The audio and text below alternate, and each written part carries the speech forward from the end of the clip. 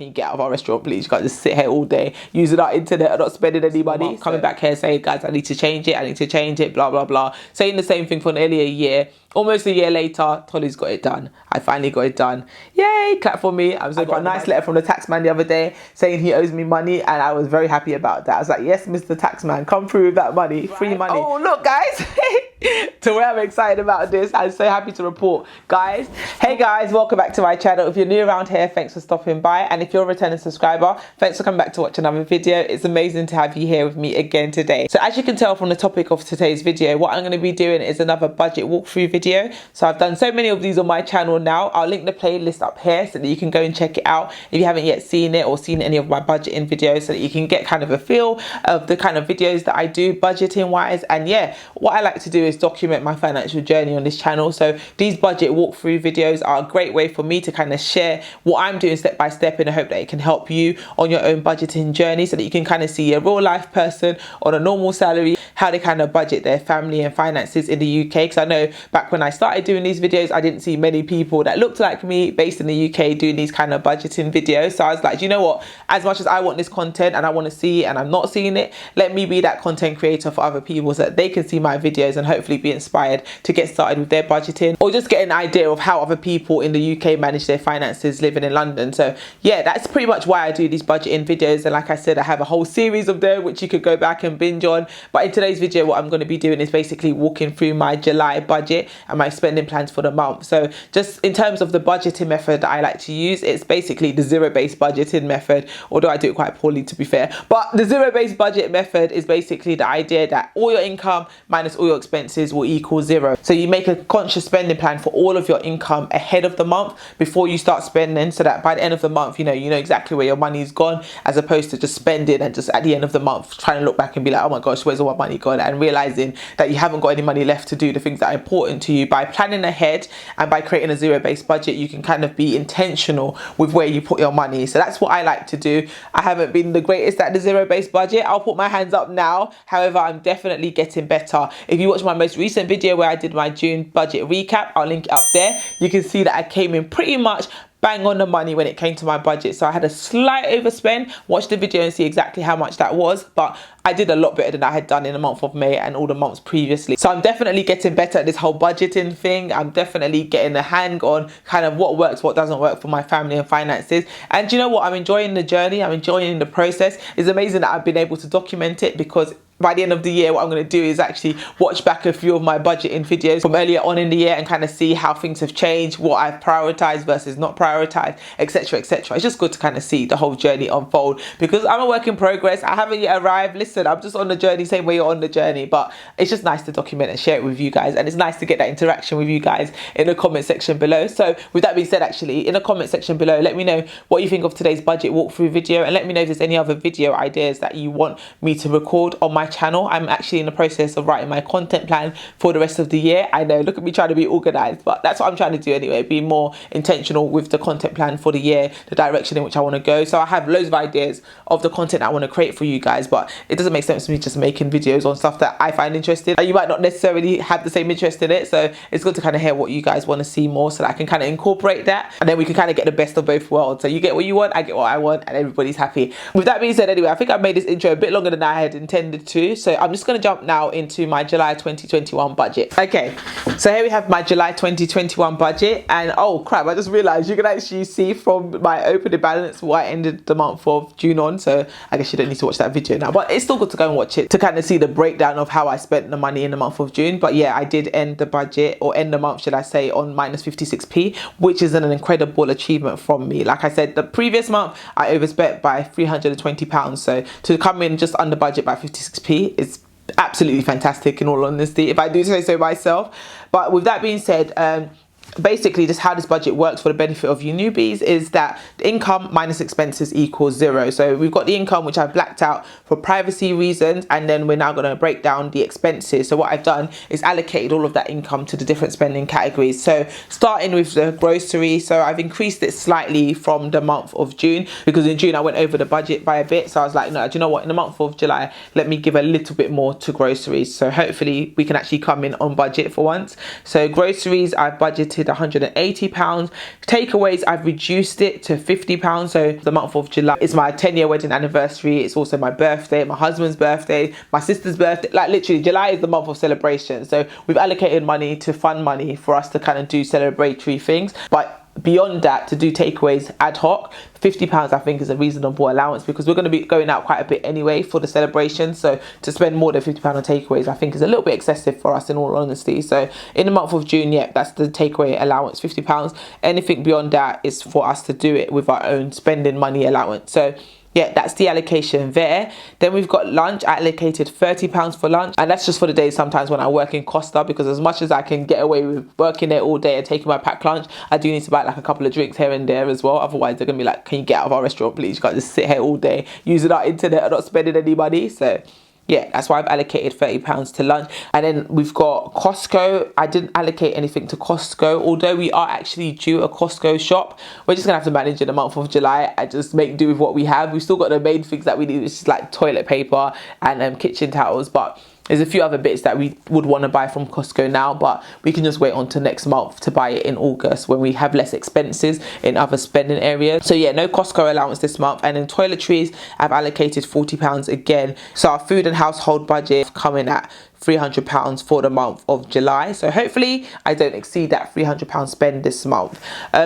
Then we move on to our home category, and we now have our mortgage. So our mortgage is £1,057.21 every single month, and we've only allocated £100 to mortgage overpayments this month. Now I mentioned earlier the fact that July is a busy month, is a month of celebrations and enjoyment for us, and that basically means that we have less money to put towards mortgage overpayments, because as much as I would have liked to have built a bigger sinking fund over the year, it hasn't happened the way I wanted it to. So we kind of have to find that money from the budget this month and last month, which is what we've basically done. So that meant that as much as we do want to do overpayments, we can't do large lump sums, but I thought it was important to keep that momentum going and at least put something on the mortgage, which is why we're doing £100 mortgage overpayment in the month of July. And then council tax is gone up, like I said in previous videos, to £140. And then we move on to utilities, and our utilities, we have the same kind of categories I guess each month, to be fair, not much variation here. We have water, which is £50.15 a month, electricity allocated £40 for that, and gas £70, so £110 for electricity and gas, and all in all utilities come in at £160.15. So that's pretty much the same every single month, to be fair. So you're probably sick of me saying these numbers over and over, but I think repetition, they say, helps with remembering things, I guess. So yeah, the more you see it, the more you remember it. I don't know why you would want to remember how much my water bill is and my electricity bill is, but it is what it is. I'm sharing for the benefit of anyone that's also a newbie that hasn't seen one of these budgeting videos. For you long-time subscribers, bear with me for repeating myself over and over again, but it is what it is. It's my budget, and this is how it is on a monthly basis. Some things are variable, some things are fixed. There's nothing we can do about it. We've got to mention it all. So yeah, let's keep going. So then we've got giving. So giving, again, going on from what I've just said a minute ago about the fact that I keep repeating myself, giving, this is something that we do on a regular basis, but we don't like to disclose the exact amounts every single month. But yeah, just know it's something that we believe in. We are Christians and we do tithe as well, so we do like to pay 10% tithe of our income, as well as other charitable donations that we like to give on a monthly basis too. So yeah, that is what it is. Moving on, we've got subscriptions and TV license. That is £13.43 a month. My husband's mobile phone bill, like I mentioned in my June budget recap video, his mobile phone bill has gone up, and that £36.19 doesn't seem to be going anywhere. So I've just allocated it in the budget for this month. But I do want to change his contract in the month of July, so it's something that I'm going to get on his case to get done. Because I say I want to change it, but really he could do it himself. He's a big boy. He's going to call and get that changed so that we can hopefully change this in the budget in the month of August. Because yeah, even though, look at the way I'm talking, yeah, like my phone bill isn't even higher than his. Mine is £40, his is less than £40, and I'm saying he needs to sort his out. Meanwhile, mine costs more, but yeah, I have insurance with mine, but then to be fair, he has Spotify. So maybe we'll just leave it as it is actually. His mobile phone bill is £36.19 and mine is £40. Oh no, actually, the main reason why I wanted to change it is the fact that it went up from £35 to £36.19 without any difference in the service changes. So actually, no, yeah, I stick to my guns. He does need to go and speak to them and get that contract changed, because yeah, as much as my bill costs more, my bill was that price from when I took out the contract, as opposed to his one that has gone up and the contract hasn't changed, if that makes any sense. I hope you guys get my logic. Do you think I'm being unreasonable, or do you think my logic makes sense? Let me know in the comment section below. But moving on, we have Internet, so internet that went up by £2, so that's £28 a month for now. It is something, again, I said I want to look at in the month of June and I didn't get a chance to, but I am going to definitely look at it in the month of July just to make sure we're getting the most bang for our buck and we're not being completely ripped off. So yeah, that is £28. Canva, I budgeted £10. That fluctuates on a monthly basis due to the fact that it's paid in dollars, and obviously the exchange rate goes up and it goes down, it goes up and it goes down, so it is what it is.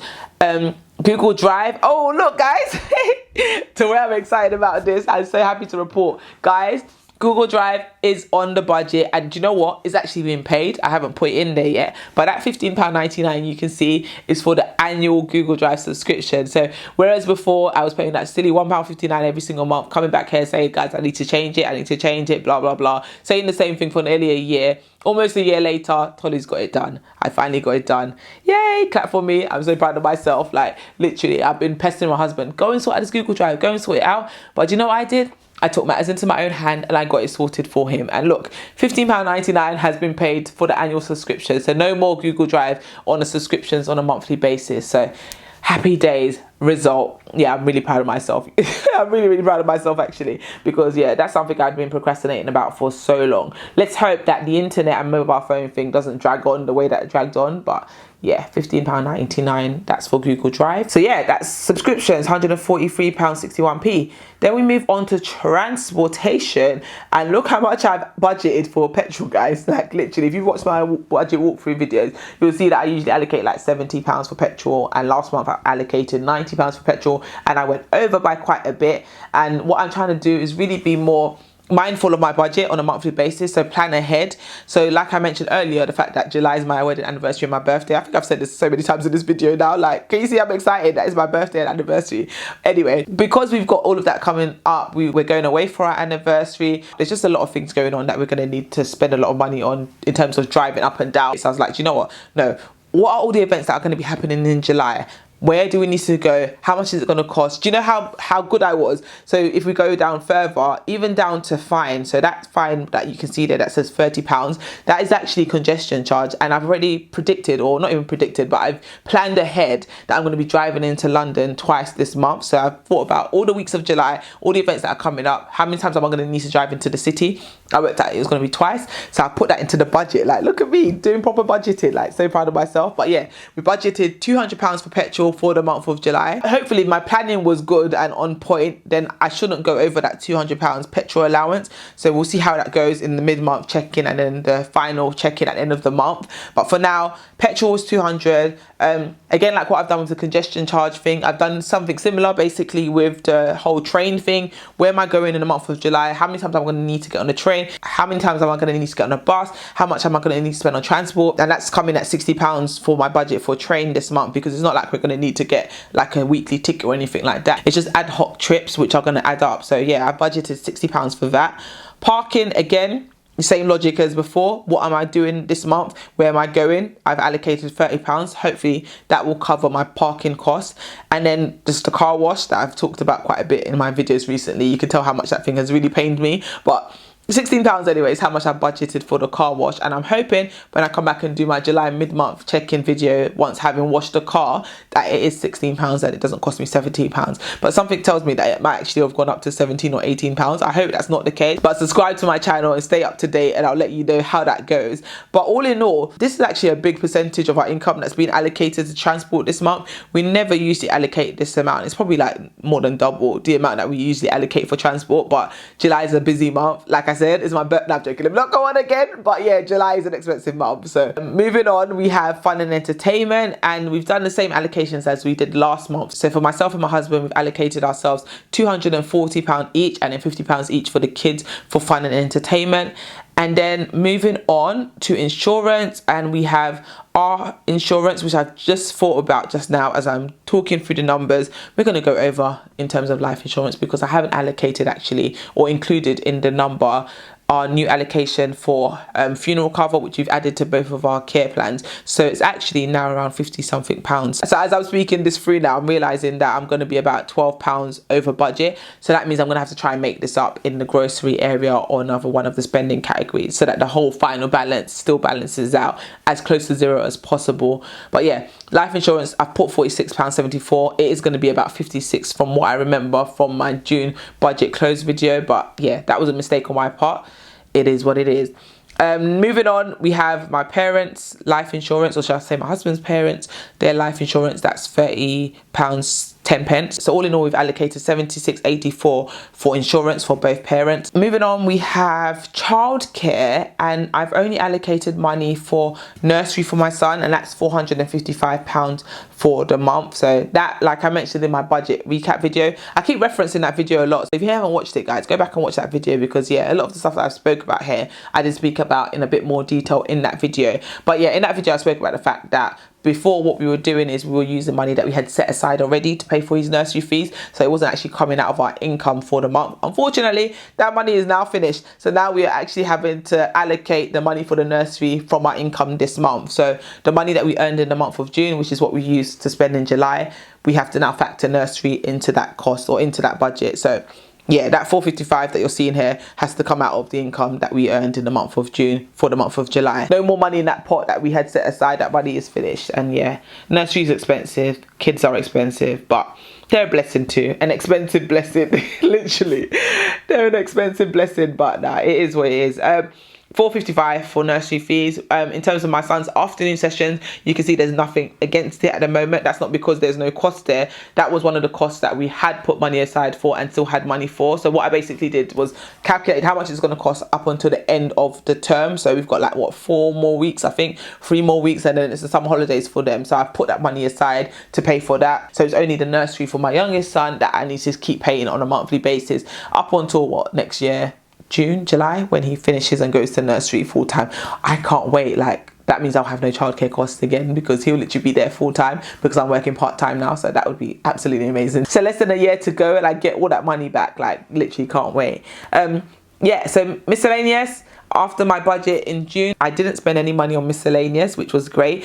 And because I didn't do that last month, I'm hoping I can keep that streak running and in the month of July not have any miscellaneous expenses arise, in which case, yeah, I budgeted 0 and hopefully it ends on 0. And then we move on to debt, and we've got that tax bill, which I've spoken about before. That needs to be paid on a monthly basis up until the end of the year. So we've got a few more months where we have to pay that back, and then yeah, we'll be free. No more money owed to the tax man, and no more tax man chasing me for his dough. In fact, speaking of tax, actually, I have a tax rebate that is coming through very soon. That will actually be reflected actually in my budget video for next month. But yeah, I got a nice letter from the tax man the other day saying he owes me money, and I was very happy about that. I was like, yes, Mr. Taxman, come through with that money, free money. It feels like free money, even though it's not free money, it's my money that they owe me. But because I never even realized that the tax people owed me money, the fact that I got that letter and it's credit instead of them saying that I owe them money is absolutely amazing. So I can't wait to cash that check. But yeah, I'm not going to tell you how much it is actually. That's a secret. But yeah, that's that debt, and that needs to be paid off soon. In fact, I'm thinking maybe I should just, no, I'm not going to do that. I was going to say maybe I should use my money when it comes through to just kind of pay the balance on that tax bill, and then that can come off the budget. In fact, that's the responsible thing to do. What do you think, guys, actually? Do you think I should like just use that money when it comes through for that tax rebate to pay the rest of this tax bill for my husband, or should we just keep paying this tax bill on a monthly basis and I just take that money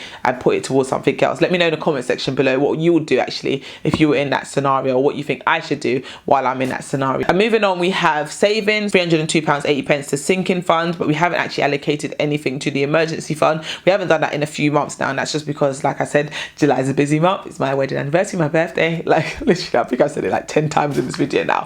Overkill or what? But because of the month July is best month of the year and all, we've got a lot going on and a lot of money needed to be allocated to the sinking funds. And emergency fund is at a sizable amount that we're comfortable with pausing that to focus on all these other savings goals, like these sinking funds for these celebrations. So we will actually resume building back up that emergency fund shortly. But yeah, for now, no emergency fund being paid this month. And just finally, we have the investment account, and we have investment with Vanguard, and we allocated £300 to that.